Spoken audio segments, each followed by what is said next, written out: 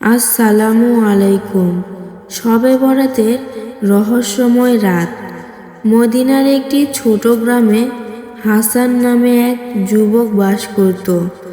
যদিও সে ছিল এক সাধারণ মানুষ, তার হৃদয়ে ছিল অপার বিশ্বাস ও ভালোবাসা আল্লাহর প্রতি।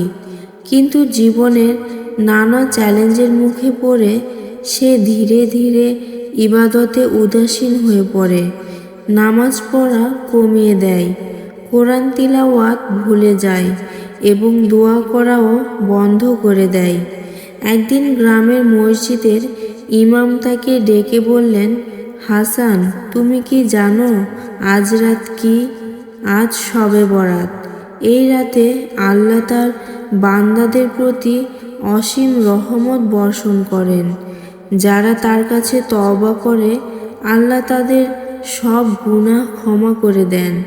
ইমামের কথা শুনে হাসান স্তব্ধ হয়ে যায়। সে বুঝতে পারে তার জীবন ভুল পথে চলে যাচ্ছে। সে রাতে বাড়ি ফিরে কাঁদতে কাঁদতে আল্লাহর কাছে প্রার্থনা করতে থাকে।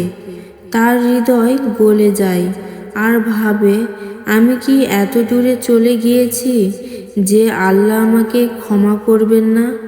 সে অজু করে সিজদায় লুটিয়ে পড়ে, অশ্রুসিক্ত কণ্ঠে বলতে থাকে, হে আল্লাহ, আমি অনেক গুনাহ করেছি, আমাকে ক্ষমা করে দাও।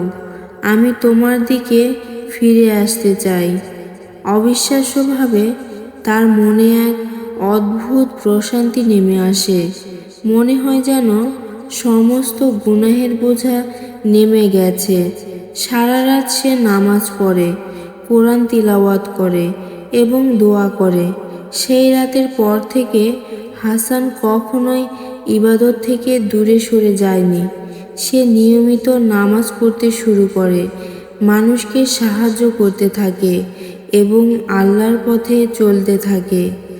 এই গল্প আমাদের শেখায়, শবে বরাত শুধুমাত্র একটি রাত নয়, এটি আমাদের জন্য নতুনভাবে শুরু করার সুযোগ। যারা তওবা করে আল্লাহ তাদের গুনাহ ক্ষমা করে দেন। সুতরাং আমাদের উচিত এই পবিত্র রাতের গুরুত্ব অনুধাবন করে আল্লাহর রহমত প্রার্থনা করা এবং জীবনের সঠিক পথে ফিরে আসা।